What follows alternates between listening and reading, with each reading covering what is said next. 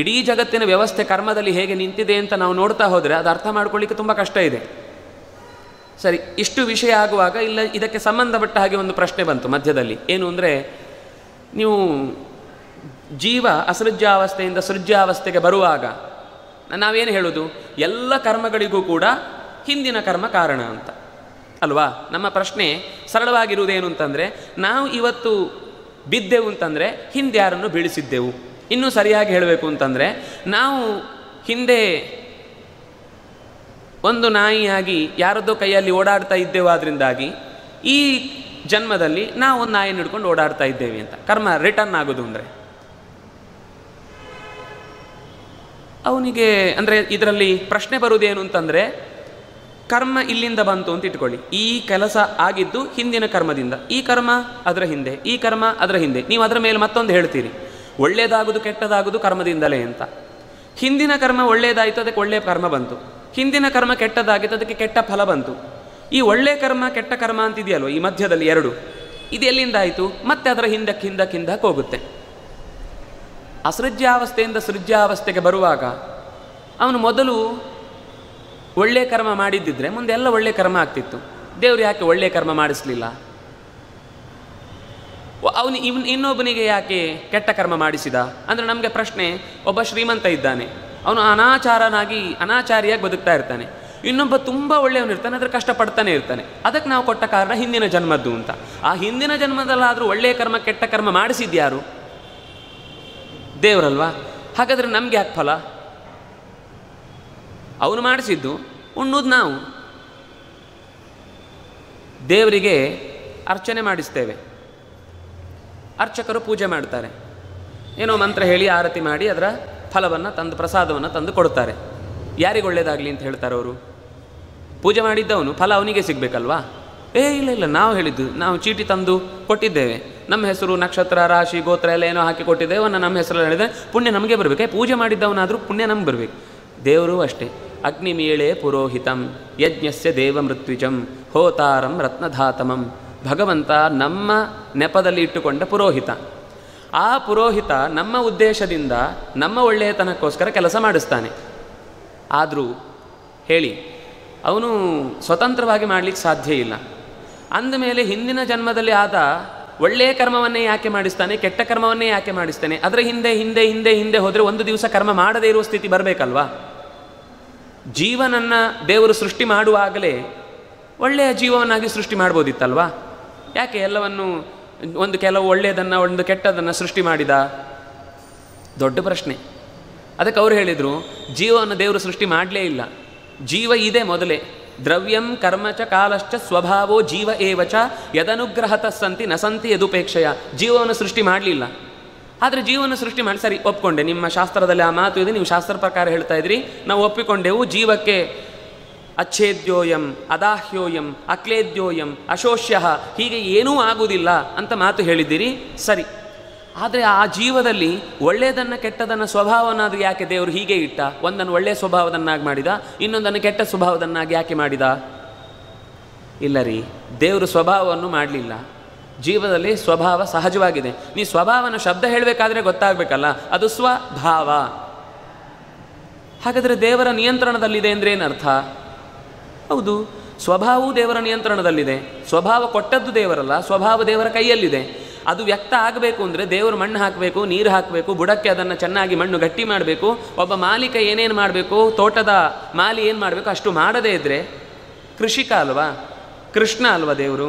ಕರ್ಷಣಾತ್ ಕೃಷ್ಣ ಖಲು.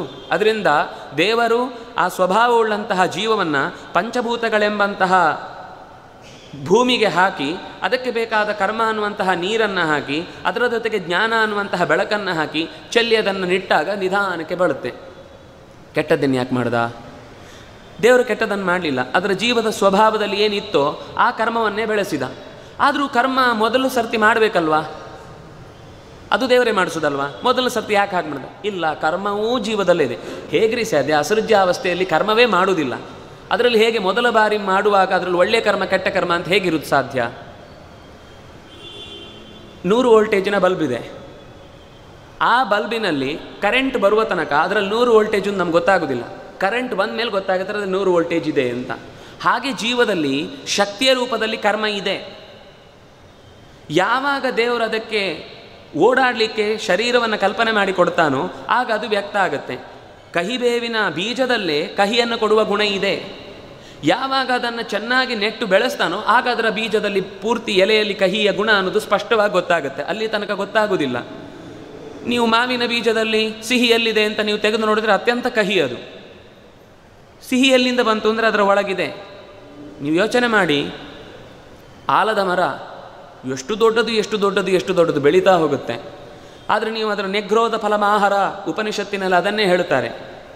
ಋಷಿಗಳಿಗೆ ಒಬ್ಬ ಹುಡುಗ ಪ್ರಶ್ನೆ ಮಾಡ್ತಾನೆ, ಅಪ್ಪನಿಗೆ ಮಗ ಪ್ರಶ್ನೆ ಮಾಡ್ತಾನೆ, ದೇವರೆಲ್ಲಿದ್ದಾನೆ? ದೇವರಿದ್ದಾನೆ. ಎಲ್ಲಿದ್ದಾನೆ?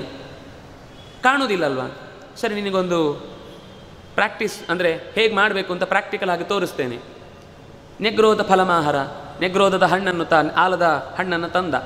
2 ಥರದ ಮರಗಳಿದ್ದಾವೆ, ಕೆಲವು ಹಣ್ಣು ಬಿಡುತ್ತೆ, ಕೆಲವು ಹಣ್ಣು ಬಿಡಲ್ಲ. ಆ ಹಣ್ಣನ್ನು ತಂದು ಬಿಡಿಸಿದಾಗ 1000 ಧಾನಾಹ ಅನೇಕ ಬೀಜಗಳಿದ್ದು ಅದರಲ್ಲಿ ಒಂದನ್ನು ತೆಗೆದ, ಚಿಂದಿ ಅದನ್ನು ಹೊಡಿಯಿಂದ ಹೊಡೆದ, ತುಂಬ ಸಣ್ಣದು. ಅದನ್ನು ಒಡೆದಾಗ ಅದರೊಳಗೆ ನೋಡಿದರೆ ಖಾಲಿ, ಏನೂ ಇಲ್ಲ. ನಿಂಗೆ ಕಾಣಿಸ್ತಾ ಇದೆಯಲ್ವಾ ಏನೂ ಇಲ್ಲ ಅಂತ. ಆದರೆ ಇದನ್ನು ನೆಟ್ಟರೆ ಇಡೀ ಊರನ್ನು ವ್ಯಾಪಿಸಿ ನಿಲ್ಲುವಷ್ಟು ಆಲದ ಮರ ಎಲ್ಲಿಂದ ಬಂತು? ಮಣ್ಣಿನಿಂದಲೇ ಆಯಿತು ಅಂದರೆ ನೀವು ಯಾವುದೋ ಕಲ್ಲನ್ನು ಹಾಕಿ ಬೆಳೆಸಿದ್ರೆ ಆ ಥರ ಬರಬೇಕಿತ್ತು. ಮಣ್ಣಿನಿಂದ ಆದದ್ದಲ್ಲ ಅದು. ಇದೇ ಬೀಜ ನೆಟ್ಟರೆ ಮಾತ್ರ ಆ ಆಲದ ಮರತ್ತೆ. ಇನ್ಯಾವುದೋ ಬೇರೆ ಬೀಜ ನೆಟ್ಟರೆ ಬೇರೆ ಗಿಡ ಬರುತ್ತೆ ಹೊರತು ಈ ಗಿಡ ಬರೋದು ಸಾಧ್ಯವೇ ಇಲ್ಲ. ಹಾಗಾಗಿ ಇಡೀ ಆಲದ ಮರವ ಆಗಿ ಬೆಳೆಯುವಷ್ಟು ದೊಡ್ಡ ಪ್ರಮಾಣದ ಶಕ್ತಿ ಅತ್ಯಂತ ಚಿಕ್ಕದಾದ, ಏನೂ ಕಾಣದ, ಒಡೆದರೆ ಖಾಲಿ ಅಂತ ಅನ್ನಿಸುವಂತಹ ಬೀಜದೊಳಗೆ ಇದೆ. ಜೀವದ ಸ್ವಭಾವವು ಶಕ್ತಿಯಾಗಿ ವ್ಯಕ್ತಿ ಆಗುವ ತನಕ ನಮಗೆ ಕಾಣಿಸುವುದಿಲ್ಲ. ಕರ್ಮವೂ ಕೂಡ ಜೀವದ ಒಳಗೆ ಇದೆ, ಮಾಡದೇ ಇರಬಹುದು, ಆದರೆ ಶಕ್ತಿಯ ರೂಪದಲ್ಲಿರುತ್ತೆ. ಬ್ಯಾಟ್ರಿಯನ್ನು ತಾಗಿಸಿದಾಗ ಬಲ್ಬು ಕಾಣಿಸುತ್ತೆ. ನೀವು ಅಲ್ಲಿಯ ತನಕ ಈ ಬ್ಯಾಟ್ರಿಯಲ್ಲಿ ಏನೂ ಇಲ್ಲ ಏನೂ ಇಲ್ಲ ಏನೂ ಇಲ್ಲ ಅಂತ ಹೇಳಿದರೆ, ನೀವು ಏನೂ ಇಲ್ಲ ಅಂತ ಹೇಳಿದ ತಕ್ಷಣ ಏನೂ ಇಲ್ಲ ಅಂತ ಆಗೋದಿಲ್ಲ. ಅದಕ್ಕೊಂದು ಬಲ್ಬ್ ಸಿಗಬೇಕು. ಅಲ್ಲಿಯ ತನಕ ಅದು ಏನಿದೆ ಇಲ್ಲ ಅನ್ನೋದನ್ನು ಪ್ರೂವ್ ಮಾಡಲಿಕ್ಕೆ ಆಗೋದಿಲ್ಲ. ಹಾಗೆ ಜೀವದ ಒಳಗೆ ಶಕ್ತಿಯ ರೂಪದಲ್ಲಿರುವ ಕರ್ಮ ಯಾವಾಗ ದೇಹ ಸಿಗುತ್ತೋ ಆಗ ವ್ಯಕ್ತ ಆಗುತ್ತೆ. ಶಕ್ತಿಯ ರೂಪದಲ್ಲಿ ಒಳ್ಳೆಯದಿದ್ದರೆ ಒಳ್ಳೆಯ ಕರ್ಮ ಆಗುತ್ತೆ, ಕೆಟ್ಟದಿದ್ದರೆ ಕೆಟ್ಟ ಕರ್ಮ ಆಗುತ್ತೆ. ಅಂದರೆ ಹೊರಗೆ ಬಂದ ಮೇಲೆ ಅವನ ಕರ್ಮಕ್ಕೆ ಅನುಗುಣವಾಗಿ ಕೆಲಸ ಮಾಡ್ತಾ ಮಾಡ್ತಾ ಮಾಡ್ತಾ ಹೋದ ಹಾಗೆ ಜಗತ್ತು ಬೆಳೀತಾ ಇರುತ್ತೆ. ಇದು ಸ್ವಭಾವ. ಇದನ್ನು ಆಚಾರ್ಯರು ಸ್ವಭಾವವಾದ, ಪ್ರತಿಯೊಂದು ಜೀವಕ್ಕೂ ಅದರದ್ದೇ ಆದ ಎಕ್ಸ್ಕ್ಲೂಸಿವ್ ಕ್ವಾಲಿಟಿ ಇದೆ. ಅದರಲ್ಲಿ 2 ವಿಭಾಗ, ಒಂದು ಹೆಣ್ಣು ಜೀವ, ಇನ್ನೊಂದು ಗಂಡು ಜೀವ.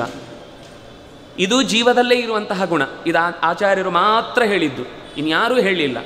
ಅದು ಹೇಗ್ರಿ ಸಾಧ್ಯ? ಜೀವದಲ್ಲಿ ಇರುವುದು ಅಂತ ಪ್ರೂವ್ ಮಾಡೋದು ಹೇಗೆ? ನೋಡಿದವರಿಗೆ ಅನುಭವಕ್ಕೆ ಬರುತ್ತೆ, ನೋಡದೇ ಇದ್ದವರಿಗೆ. ಈಗ ಒಂದು ಅಚ್ಚಿದೆ, ಅದಕ್ಕೆ ಸಕ್ಕರೆಯ ಪಾಕವನ್ನು ಹಾಕ್ತೇವೆ. ಆಮೇಲೆ ನಾವು ಹೊರಕ್ಕೆ ತುಪ್ಪ ಹಾಕಿದ್ದನ್ನು ಜಾಡಿಸಿ ತೆಗೆದರೆ ಈ ಅಚ್ಚಿನಲ್ಲಿ ಏನೇನು ಒಳಗಿತ್ತೋ ಅದೆಲ್ಲವೂ ನಾವು ಅಚ್ಚು ಹೊರಗೆ ಪಾಕದನ್ನು ಹೊರಗೆ ತೆಗೆಯುವಾಗ ಅಚ್ಚು ಮೂಡಿದ್ರಲ್ಲಿ ಕಾಣಿಸುತ್ತೆ.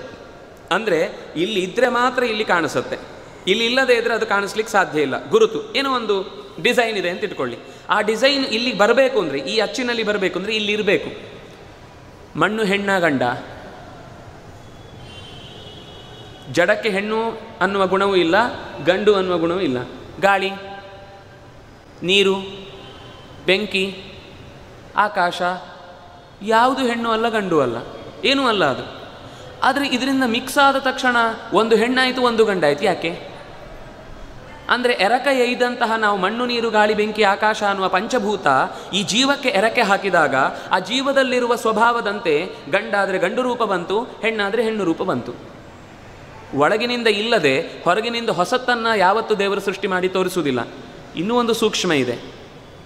ಜೀವದಲ್ಲಿ ಸಸ್ಯ ಜೀವ ಇದೆ, ಪ್ರಾಣಿ ಜೀವ ಇದೆ, ಪಕ್ಷಿ ಜೀವ ಇದೆ, ಮನುಷ್ಯ ಜೀವ ಇದೆ, ಕ್ರಿಮಿಕೀಟಗಳ ಜೀವ ಇದೆ. 84 ಲಕ್ಷ ಥರದ ಜೀವಗಳಿವೆ.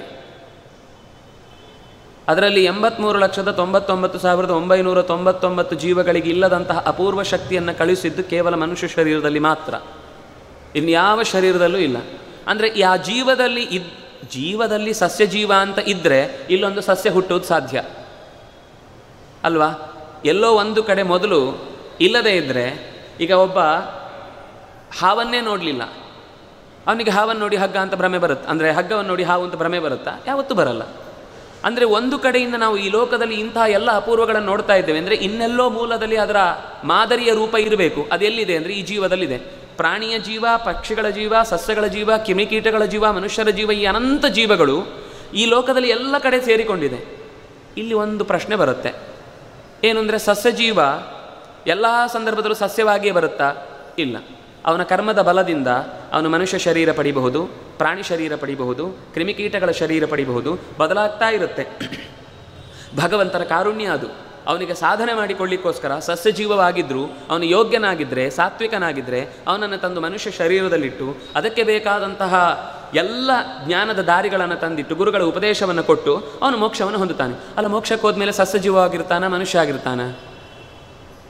ಬಯಸಿದ ರೂಪ.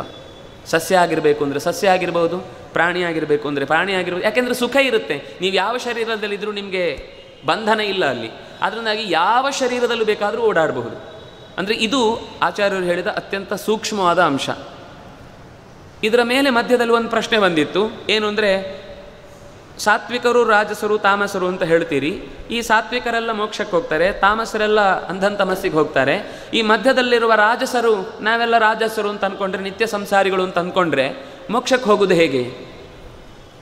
ಆಚಾರ್ಯರು ಭಾಗವತ ತಾತ್ಪರ್ಯದಲ್ಲೇ ಅದರ ಮತ್ತೆ 18ನೇ ಅಧ್ಯಾಯದ ಗೀತೆಯಲ್ಲೂ ವಿವರಣೆ ಕೊಡುವಾಗ ಹೇಳ್ತಾರೆ,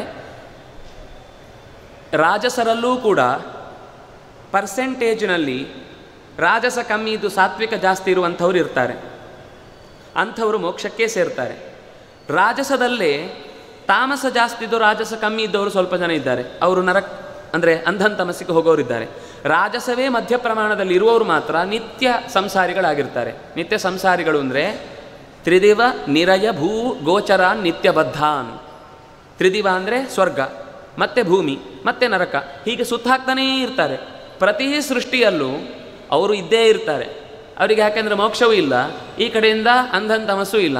ಅಷ್ಟು ಬಂದ ಕಾಲದಲ್ಲಿ ಬದುಕಿನಲ್ಲಿ ಇಲ್ಲಿ ಸಿಗುವ ಸುಖ ದುಃಖಗಳನ್ನೇ ಅನುಭವಿಸ್ತಾ ತಮ್ಮ ಬದುಕನ್ನು ಕಳೀತಾ ಇರ್ತಾರೆ. ಅವರು ನಿತ್ಯ ಸಂಸಾರಿಗಳು. ಸಂಸಾರ ಅಂದರೆ ಶಬ್ದನೇ ಅರ್ಥ ಸಂಸರತಿ, ನಿರಂತರ ಸುತ್ತುತ್ತಾ ಇರ್ತಾನೆ. ಸುತ್ತುವುದೇ ಕೆಲಸ. ಇಡೀ ಬ್ರಹ್ಮದೇವರು ಒಂದು ಆಯುಷ್ಯ ಮುಗಿದ ಮೇಲೆ ಮೋಕ್ಷಕ್ಕೆ ಹೋಗೋರು ಮೋಕ್ಷಕ್ಕೆ ಹೋಗ್ತಾರೆ, ನರಕಕ್ಕೆ ಹೋಗೋರು ನರಕಕ್ಕೆ ಹೋಗ್ತಾರೆ. ಮತ್ತೆ ಮಧ್ಯದಲ್ಲಿ ಇದ್ದವರು ಮತ್ತೊಂದು ಸೃಷ್ಟಿ ಆಗುವಾಗ ಅವರ ಜೊತೆಗೆ ಮತ್ತೆ ಬರ್ತಾರೆ, ಇಲ್ಲೇ ಸುತ್ತುತ್ತಾ ಇರ್ತಾರೆ. ಅವರದ್ದು ಸುತ್ತುವುದೇ ಕೆಲಸ. ಅಲ್ರಿ ಪಾಪ, ಅವರಿಗೆ ಒಂದು ಕಡೆ ಎಲ್ಲಿ ಆದರೂ ಶಾಶ್ವತ ನೆಲೆ ಹೇಳಬೇಕಲ್ವಾ? ಅಂದರೆ ನಿತ್ಯ ಸಂಸಾರಿ ಅನ್ನೋದಕ್ಕೆ ಅರ್ಥ ಏನು? ಶಾಶ್ವತ ನೆಲೆ ಇಲ್ಲ ಅಂತಾನೆ. ನಾವು ಯಾಕೆ ಬೇಜಾರು ಮಾಡ್ಕೊಳ್ಬೇಕು? ನಮ್ಮನ್ನು ಎಲ್ಲಿ ಇಟ್ಟಿದ್ದಾನೋ ಗೊತ್ತಿಲ್ಲ. ವಸ್ತುಸ್ಥಿತಿ ಹೀಗಿಲ್ಲ. ಅದಕ್ಕೆ ನಾನು ಮೊದಲನೇ ದಿವಸ ಹೇಳಿದ್ದೆ, ಸತ್ಯ ಅಂದರೆ ಕಹಿಯಾಗಿರುತ್ತೆ. ಹಾಗಿದೆ ಅನ್ನೋದನ್ನು ಆಚಾರ್ಯರು ಹೇಳ್ತಾರೆ. ಯಾಕೆ ಹಾಗಿದೆ ಅಂತ ಪ್ರಶ್ನೆ ಮಾಡಿದರೆ ನಾವು ಬದಲಾಯಿಸ್ಲಿಕ್ಕೆ ಸಾಧ್ಯ ಇಲ್ಲ. ಆದರೆ ತಮಸ್ಸಿನ ಪ್ರಶ್ನೆಗಳ ಬಗ್ಗೆ ತುಂಬ ಕೇಳ್ತಾರೆ. ತಮಸ್ಸಿನಲ್ಲಿ ಹೋಗೋರು ಏನು ಮುಂದೆ ಯಾವತ್ತು ವಾಪಸ್ ಬರಲಿಕ್ಕೆ ಆಗೋದಿಲ್ವಾ, ಹಾಗೆ ಹೀಗೆ ಅಂತ. ನಮಗೆ ತಮಸ್ಸಿನ ಬಗ್ಗೆ ತುಂಬ ಆಲೋಚನೆ ಇದೆ ಅಂದರೆ ಸ್ವಲ್ಪ ಯೋಚನೆ ಮಾಡಬೇಕಾಗುತ್ತೆ. ನಾವು ಯಾವುದಕ್ಕೋಸ್ಕರ ಹೋರಾಡ್ತಾ ಇದ್ದೇವೆ ಅಂತ. ನಾವು ಬೆಳಕಿಗೋಸ್ಕರ ಹೋರಾಡಬೇಕು ಹೊರತು ಕತ್ತಲೆಗೋಸ್ಕರ ಹೋರಾಡಬಾರ್ದು. ನಮ್ಗೆ ಆ ಪ್ರಶ್ನೆ ಬರುವುದೂ ಬೇಡ, ನಮ್ಗೆ ಆನ್ಸರ್ ಹುಡುಕುವ ಆಲೋಚನೆಯೂ ಬೇಡ. ನಾವು ದೇವರ ಬೆಳಕಿನ ದಾರಿಯತ್ತ ಹೋಗ್ತಾ ಇರೋಣ. ನಮ್ಮ ನೆರಳು ಬಹಳ ಹಿಂದಕ್ಕೆ ಹೋಗ್ತಾ ಇರಲಿ, ನಮಗೆ ಹತ್ತಿರ ಬೆಳಕು ಬರ್ತಾ ಇರಲಿ. ಆ ಚಿಂತನೆ ನಮ್ಮನ್ನು, ಗುರುಗಳ ಸಮಸ್ತ ವೃಂದ ನಮ್ಮನ್ನು ಆಶೀರ್ವದಿಸಲಿ, ಆಚಾರ್ಯರ ಶಾಸ್ತ್ರ ನಮ್ಮನ್ನು ಬೆಳಗಿಸಲಿ. ಮತ್ತೆ ಕೆಲವು ಪ್ರಶ್ನೆಗಳೊಂದಿಗೆ ನಾಳೆ ಭೇಟಿಯಾಗೋಣ ಅಂತ ಹೇಳ್ತಾ, ಕಾಯೇನ ವಾಚ ಮನಸ ಇಂದ್ರಿಯೈರ್ವ ಬುದ್ಧಿಯ ಆತ್ಮನಾವ ಅನುಸೃತ ಸ್ವಭಾವ ಕರೋಮಿ ಯದ್ಯತ್ ಸಕಲಂ ಪರಸ್ಮೈ ನಾರಾಯಣಾಯೇತಿ ಸಮರ್ಪಯಾಮಿ. ಕೃಷ್ಣಾರ್ಪಣಮಸ್ತು.